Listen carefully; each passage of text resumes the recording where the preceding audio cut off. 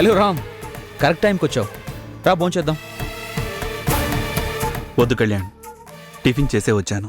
చేస్తే ఏంటి బాబు, ఈ పాటికి ఎప్పుడో అరిగిపోయి ఉంటుంది. రా కూర్చో.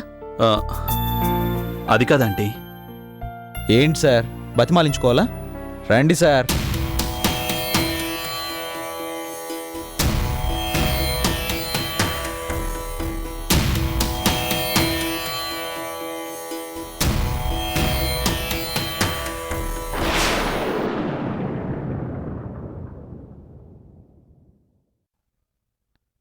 స్వప్న, నువ్వు కూడా కూర్చో.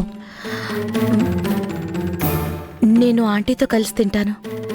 స్వప్న, ఇవాళ నేను ఉపవాసం ఉంటున్నానని చెప్పాను కదా, మర్చిపోయావా? కూర్చో. ఏంటి మేడం, తమరును కూడా బతిమలాడాలా? కూర్చోండి మేడం. స్వప్న, సిగ్గుపడతావెందుకు? ఇక్కడ కొత్త వాళ్ళు ఎవరున్నారు? కూర్చోమ్మా, కూర్చో.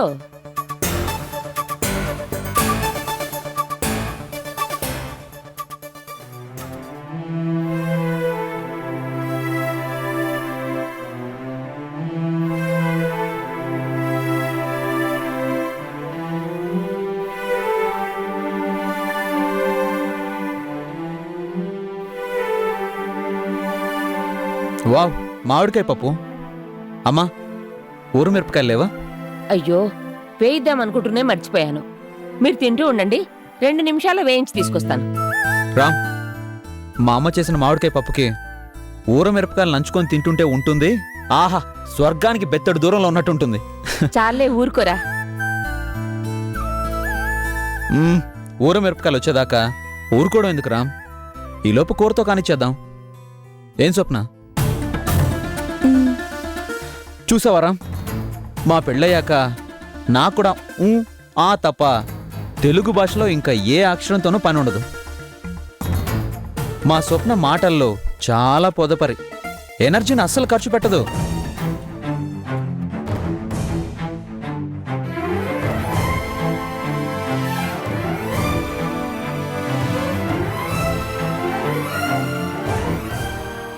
అమ్మా, తెస్తున్నావా? అయిపోయిందిరా, ఒక్క నిమిషం.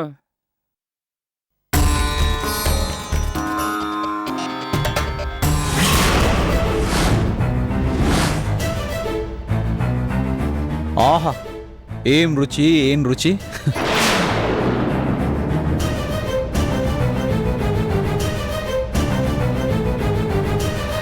ఏం స్వప్న, తిను.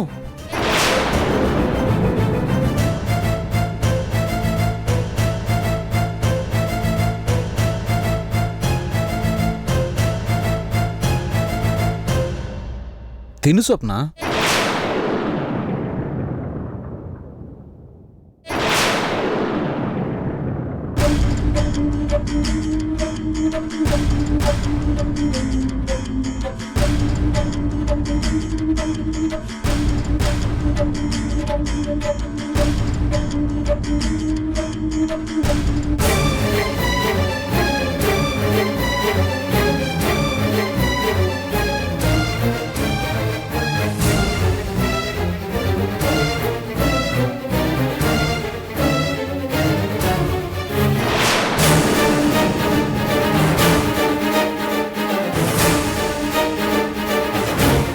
అయ్యో, అదేంటి బాబు మధ్యలోనే? చాలా అండి, టిఫిన్ చేసి వచ్చాను కదా, కడుపు నిండిపోయింది. ఏంట్రా, నీకోసం స్పెషల్గా ఊర మిరపకాయలు తెప్పిస్తే. పర్వాలేదు, మీరు కానివ్వండి. ఆంటీ, శుభలేఖలు పంచి రావాలన్నారు కదా, బయలుదేరదామా? అలాగే బాబు, ఒక్క క్షణం.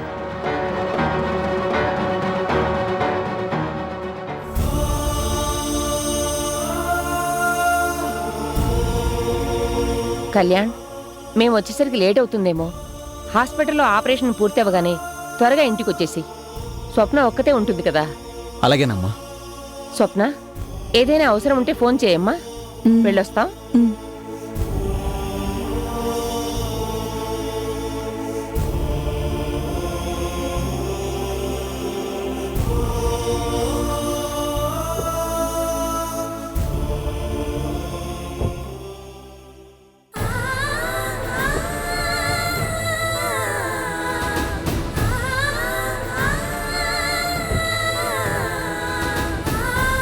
రామ్, స్వప్నని కళ్యాణ్ని అలా పక్కపక్కనే చూస్తూ ఉంటే నాకెంత ముచ్చటేస్తుందో తెలుసా?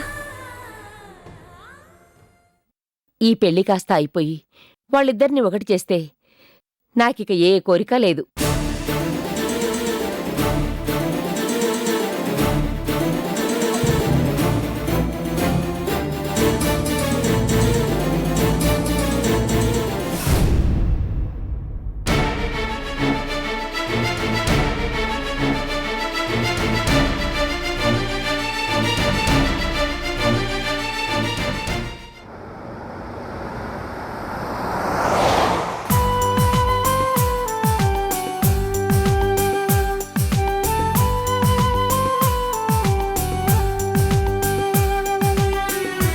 రామ్, చాలా సంతోషం బాబు. రమ్మనగానే కాదనకుండా నా కోసం ఇంత దూరం వచ్చావు. అదేం మాటమ్మా, మీరు రమ్మనటము నేను కాదనకపోవటమునా? అయినా ఇంత దూరం ప్రయాణం చేసి మీరే వచ్చి శుభలేఖల్నివ్వాలా? ఫోన్ చేసి రమ్మంటే మీ బంధువులు రారా? ఎందుకు రారు బాబు, వస్తారు. కానీ స్వయంగా వెళ్ళి శుభలేఖనిచ్చి నా కొడుకు పెళ్లికి తప్పకుండా రండి అని పిలవడంలో ఉన్న తృప్తి, ఆనందం ఫోన్లో చెప్తే వస్తాయా? జీవితంలో కొంచెం కష్టమైనా ఈ పెళ్లి పిలుపులు అనేది చాలా ముఖ్యమైన ఘట్టం. ఈ ఘట్టంలో కొండంత ఆనందం మాత్రమే కాదు, గోరంత గర్వం కూడా ఉంది. అదేంటో అర్థమవ్వాలంటే అనుభవించే తీరాలి. పెళ్లికి మీ బంధువులందరూ వస్తున్నారా? ఆ, తప్పకుండా వస్తామన్నారు. నా కాబోయే కోడలు అపరంజి బొమ్మ అని వర్ణించి చెప్పాను. అందుకు ఇప్పుడు వెళ్ళి పిలిచామే, వాళ్ళింట్లో ఆ పిన్నిగారు ఏమన్నారో తెలుసా? శుభలేఖల మీద అమ్మాయి ఫోటో అబ్బాయి ఫోటో వేయించలేదేంటి అని అడిగారు. మీరేమన్నారు? అలా ఫోటోలు వేయించడం నాకిష్టం లేదు అని చెప్పాను. ఎందుకు?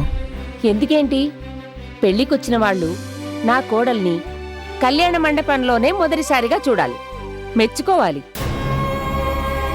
కళ్యాణ్ అదృష్టవంతుడని వచ్చిన వాళ్ళంతా నా కోడల్ని చూసి పొగుడుతూ ఉంటే అది చూసి నేను ఆనందంతో పొంగిపోవాలి. రామ్, ఇప్పటిదాకా నేను నిన్ను అడగనే లేదు, మా కళ్యాణ్ పక్కన స్వప్న ఎలా ఉంటుంది? వాళ్ళిద్దరి జంట పార్వతీ పరమేశ్వరుల్లా ఉండదు? ఉంటుంది, అచ్చం మీరన్నట్టుగానే ఉంటుంది. నాకు తెలుసు బాబు, నువ్వు కూడా అదే మాట అంటావని. అవును, ఇలా అడుగుతున్నానని నువ్వేమీ అనుకోకు బాబు. మావాడు నీతో స్వప్న గురించి ఏమైనా చెప్తాడా? ఉమ్, ఏం చెప్తాడు? స్వప్న లాంటి పిల్ల తనకు భార్య కాబోతున్నందుకు ఆనందంతో పొంగిపోతున్నాను అని చెప్పుంటాడు, అంతేనా? ఏంటోనయ్యా, ఎన్ని గొడవలు, ఎన్ని అవాంతరాలు. చివరికి అంతా శుభంగానే జరుగుతుందనుకో.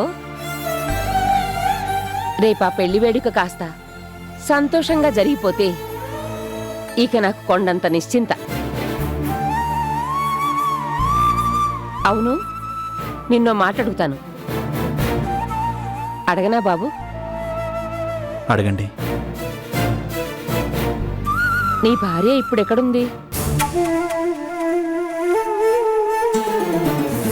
చేతికి అందేంత దగ్గరలో, మానసికంగా అందుకోలేనంత దూరంలో.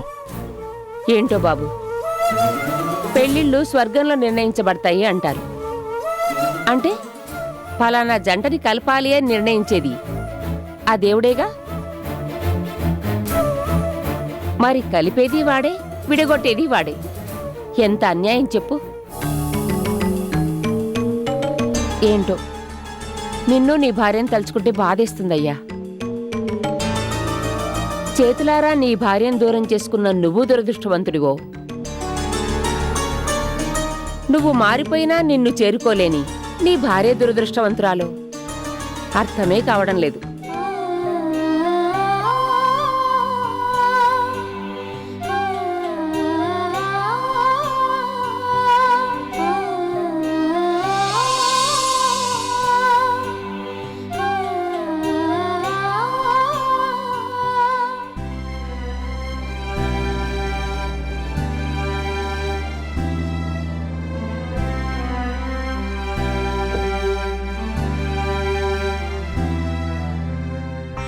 లోపలికి రా బాబు.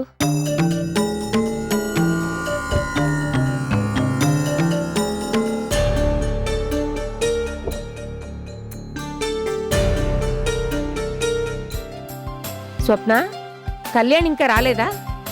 లేదాంటీ. హ్మ్. ఏం మనిషో ఏమో, హాస్పిటల్లో పని అయిపోగానే త్వరగా వచ్చేయమని చెప్పాను కదా. ఏంటమ్మా, ఒక్కదానికి బోరు కొట్టిందా?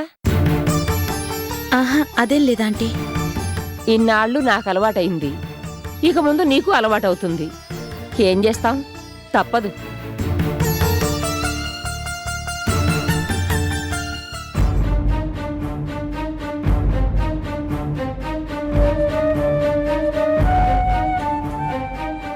కీస్.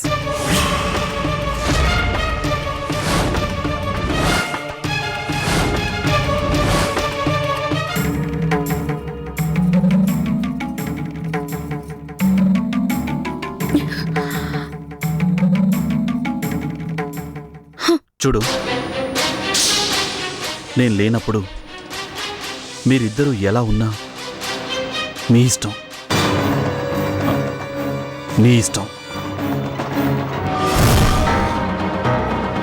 కానీ దయచేసి నా ఎదురుగా మాత్రం మీరిద్దరూ వద్దు. నేను తట్టుకోలేను, భరించలేను. ప్లీజ్.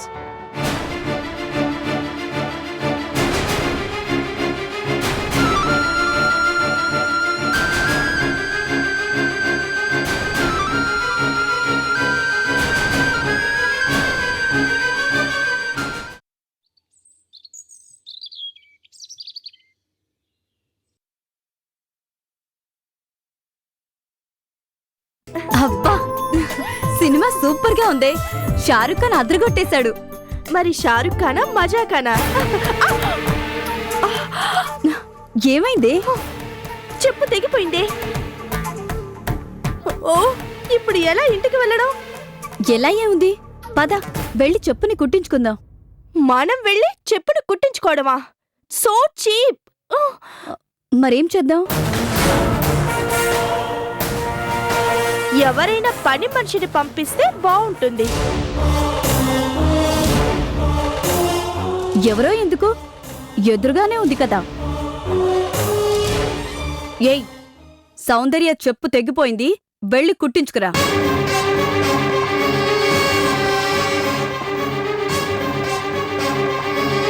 నేనా? ఏ, ఆవిడ గారికి నామోషి ఏమో. నామోషీనా గాడిద గుడ్డ, పని మనిషి అన్నాక అన్ని పనులు చేయాలి.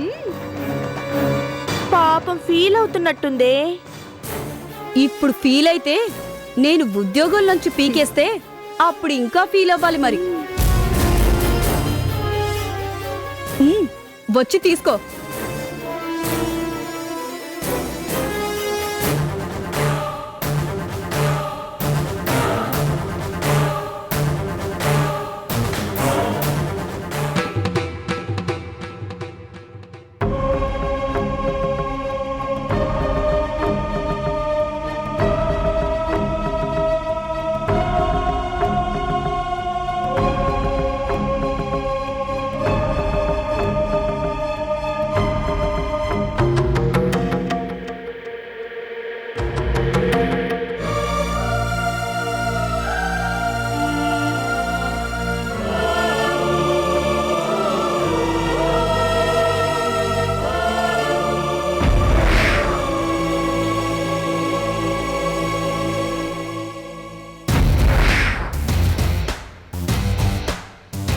అలా ఏం చూడక్కర్లేదు.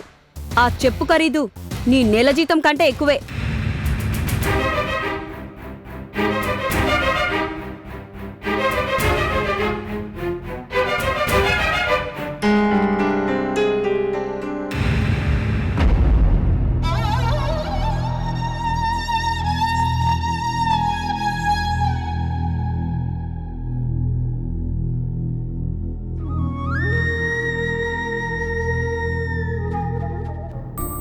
సింధు, నేను ఇంటికి వెళ్ళాలి, త్వరగా రమ్మని చెప్పు. విన్నావు కదా, 10 నిమిషాల్లో రావాలి.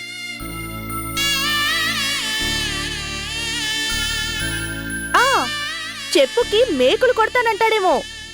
అసలే నా పాదాలు నాజూకు. చెప్పుని దారంతో కుట్టమని చెప్పు.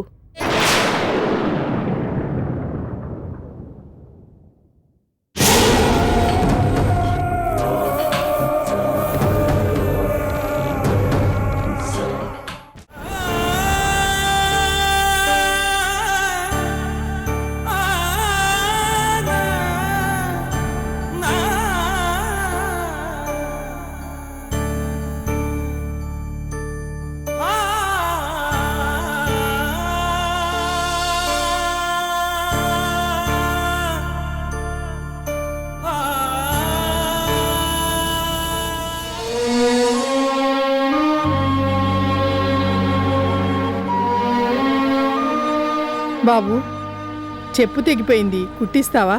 కొడతానమ్మా.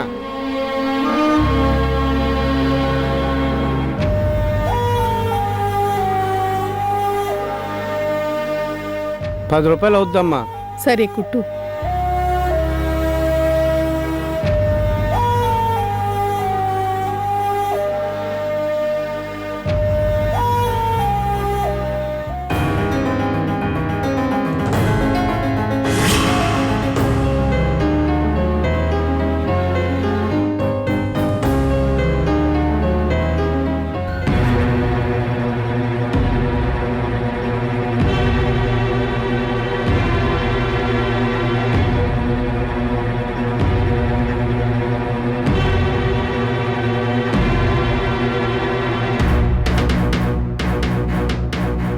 అన్నపూర్ణ,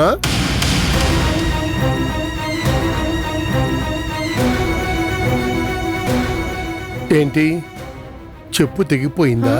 హా,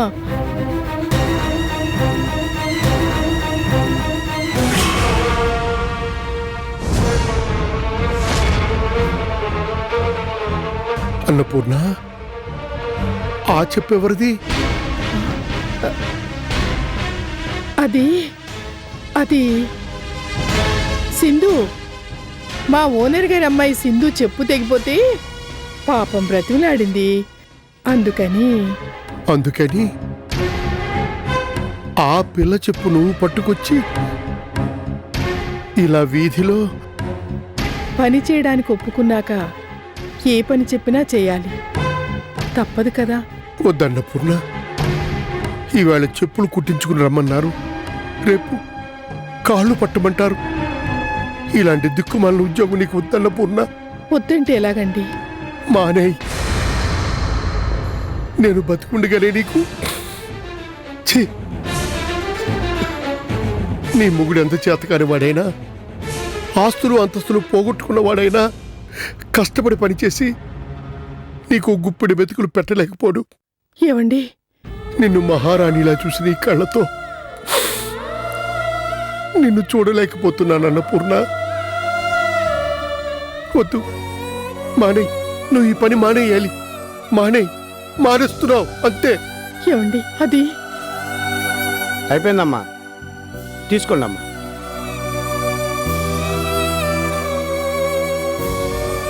అవును, మీరెక్కడికి బయలుదేరారు? మా వానరు పంపిస్తే మీ వానరింటికే బయలుదేరాను. ఆ రోజు ఇచ్చాను కదా, ఆ ఫైల్ మళ్ళీ తీసుకెళ్ళాలి. ఏంటి అలా చూస్తావు? ఇద్దరం వెళ్లాల్సింది ఆ ఇంటికే కదా, పదా. ఏం బతుకులు! చిన్న పెద్ద తేడా లేకుండా బంతాట ఆడుకుంటున్నారు వాళ్ళు. కనీసం వయసుకు తగ్గ గౌరవం కూడా లేదు.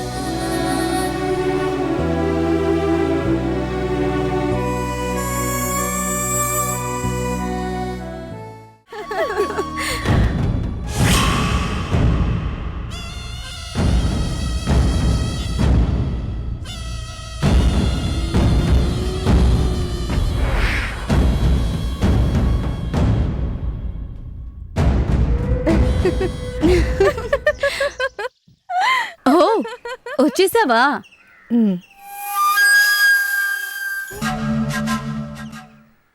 ఇదిగోమ్మా. చెప్పునెవరైనా చేతికిస్తారా సింధు? విన్నావుగా తొడుగు